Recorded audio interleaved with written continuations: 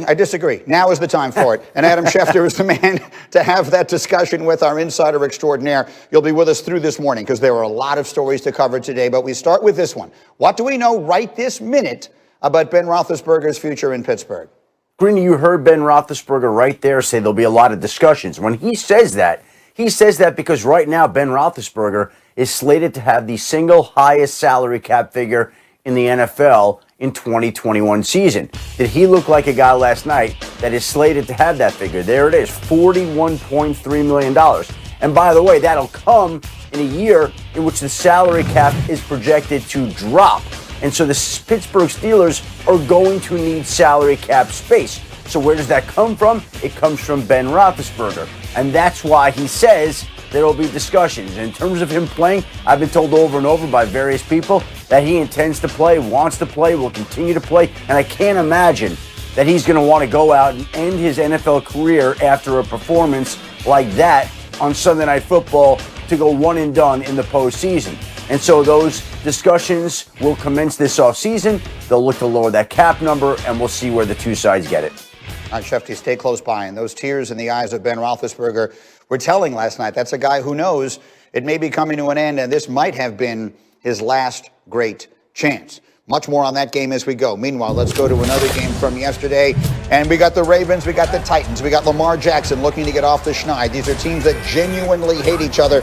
And Dan, picking up with Tennessee's second offensive drive was awfully impressive. Incredible just fight for the football by A.J. Brown. That inside slot fade, you got room, big body catch by number 11. And then later in the first quarter, Lamar throws this very bad interception. And you're thinking, oh no, here we go. I hated this play call from Greg Roman. I was furious with it. It's a bad throw by Lamar, but that was not the opportunity nor the moment for that play action pass. But then Lamar turns everything around with this play that demonstrates he is one of one. Greeny, listen, this is a good defensive play call, double spies. They play it relatively well. It doesn't matter. This is Lamar Jackson seeing a seam and going, I'm the best player. Look at the burst of speed. He's running by everybody on Tennessee's defense. Just an incredible play by number 8. They would get back and tie the game at halftime. Remember, they were down 10-0. Third quarter, more from Lamar. His running was the story of this game. Yeah, ball to the perimeter. You see that zone read. Get that defender to just hesitate for a second, and then the speed around the edges was a huge part of that second half drive, and then they finish it. Follow that big fullback. J.K. Dobbins has got his seam pushed from the offensive line. A great start to the second half for Baltimore. 17 unanswered. They're back in front. Fourth quarter now. It's 17-13.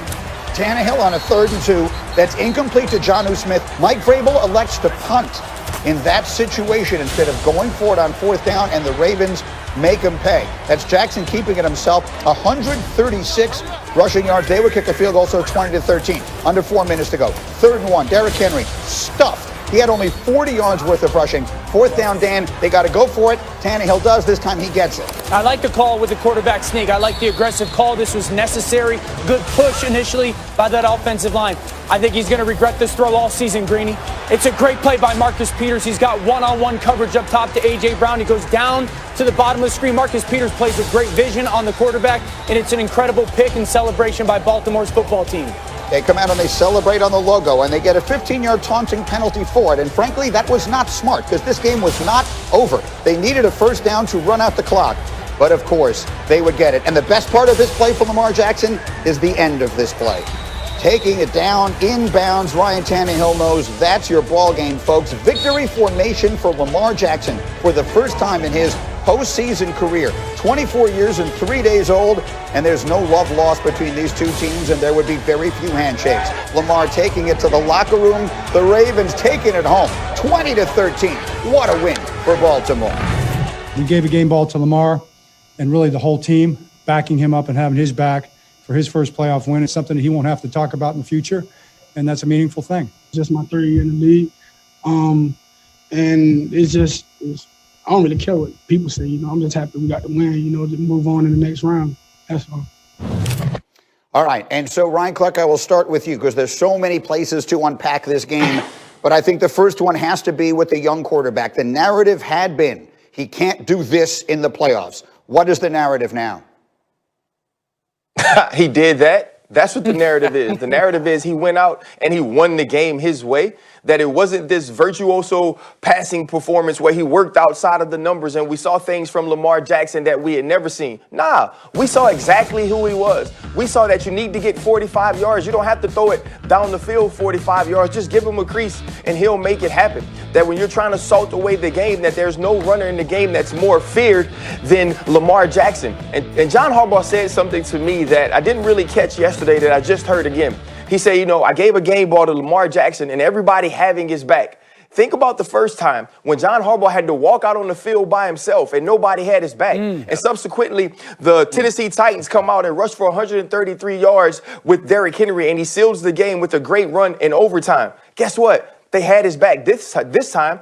Guess what? Instead of letting John Harbaugh go out to the middle of the field or to the logo by himself, they went and got that 15-yard penalty. This team played with a different mindset yesterday. This team played like it was personal. It was personal because it was the Tennessee Titans. It was personal because it was Derrick Henry, but it was personal because they felt disrespected. Their quarterback had been disrespected. And Greg Roman said, you know what? We're going to believe in you, Lamar. We aren't going to panic. We aren't going to ask you to change down 10.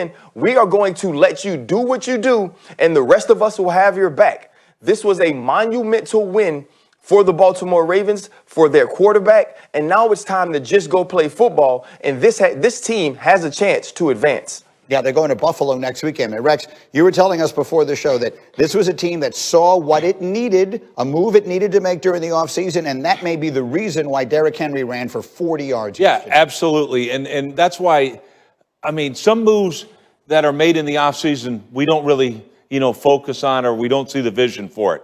Eric DeCosta, who replaced the legend, Ozzie Newsome, he gets it. Calais Campbell, he goes out. Well, I'll be danged if we're going to get bullied again, because they got bullied the last time these two teams played. Now, Wink, what do you need? I need a big man in the middle. Well, guess what? I got Calais Campbell and Brandon Williams, by the way. You don't think that made a difference? How many times does he hit at the line of scrimmage? Right, almost every single time at the line of scrimmage. The longest game was 8 yards. It was a complete butt whipping from jump. Why? Because of the move Eric DeCosta made. Get Calais Campbell in there. Brandon Williams is healthy. And you know what? You ain't going to bully nobody, my friend. Baltimore Ravens don't get bullied. And that was when we had that discussion. And I told you guys when they needed to win 5 in a row, watch out for the Baltimore Ravens, and they could go all the way. We're going to find out. There's so many different places to take this game, Dan, but for you, what was it about? You got the defense, you got the quarterback, so many different places to look. What was this win about as far as you're concerned? This game's about Lamar Jackson. I mean, quarterback that shut up a lot of lazy haters. A lot of people that said Lamar Jackson can't win in the playoffs. Lamar Jackson can't win without the lead. He can't win unless he gets to play on his terms. These two plays